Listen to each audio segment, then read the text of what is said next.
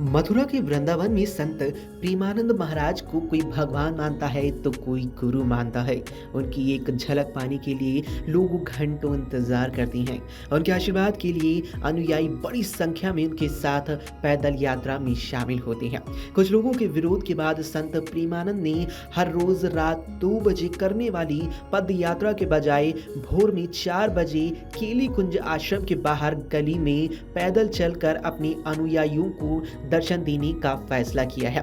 हर रोज देर रात 2 बजे प्रेमानंद महाराज सुनरख रोड से श्री राधे हित केली कुंज आश्रम तक पैदल यात्रा करते थे, लेकिन हाल ही में सुनरख रोड पर रहने वाले एनआरआई ग्रीन अपार्टमेंट के कुछ लोगों ने उनकी पद यात्रा के दौरान होने वाली आतिशबाजी और ढोल नगाड़ों को लेकर आपत्ति जताई। लोगों का कहना रहा कि इससे अपार्टमेंट में रहने वाले लोगों को काफी असुविधा होती है। इसके बाद प्रेमानंद महाराज ने पद यात्रा को अनिश्चित काल के लिए स्थगित कर दिया और कार से आश्रम जाने लगे।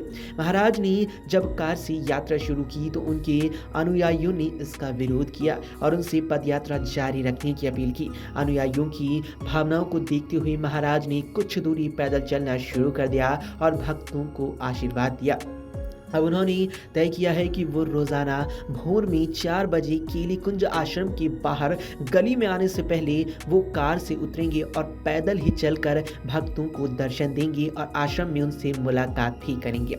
इस घटना ने सोशल मीडिया पर बवाल छेड़ दिया था। कई लोग एनआरआई ग्रीन अपार्टमेंट के निवासियों को विरोध को गलत ठहराते हुए उन्हें ब्रज की परंपराओं का अपमान करने वाला बताने लगे। बागेश्वर धाम के धीरेन्द्र शास्त्री ने भी इस मामले में कड़ा बयान दिया था।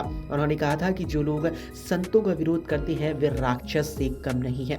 ऐसे लोगों को वृंदावन छोड़कर दिल्ली चले जाना चाहिए। उनके इस बयान के बाद सोशल मीडिया पर लोगों ने एनआरआई ग्रीन के निवासियों की जमकर आलोचना भी की थी। बता दें कि एनआरआई ग्रीन अपार्टमेंट में भी इस विवाद को लेकर 2 गुट बन गए हैं। कुछ लोगों ने संत प्रेमानंद महाराज का विरोध करना गलत बताया। उनका कहना था कि अगर किसी को परेशानी थी तो सीधे आश्रम जाकर महाराज जी से बात की जा सकती थी। उन्होंने कहा कि विरोध प्रदर्शन कर पूरे ब्रज की छवि को खराब करने की कोशिश की गई। वहीं एक युवती ने तो यहाँ तक कह दिया कि धर्म की इस नगरी में संत के अपमान को भगवान कभी माफ नहीं करेंगे। जिसने भी गलत किया है उससे खुद ही दंड मिलेगा। इस विवाद के बाद एनआरआई ग्रीन अपार्टमेंट के अध्यक्ष आशु शर्मा ने सफाई दी थी। उनका कहना था कि हमारा उद्देश्य संत प्रेमानंद महाराज को ठेस पहुंचाना नहीं था। यहाँ के निवासियों को केवल आतिशबाजी और साउंड सिस्टम से आपत्ति थी, पदयात्रा से नहीं। महाराज ने इसे समझते हुए अपना रास्ता बदल लिया। उन्होंने ये भी कहा कि वे अब सभी लोग मिलकर महाराज प्रेमानंद से मिलेंगे और अपनी बात स्पष्ट रूप से रखेंगे। अमर उजाला जीवांजलि के सारथी की मदद लें और महाकुंभ में स्नान जरूर करें।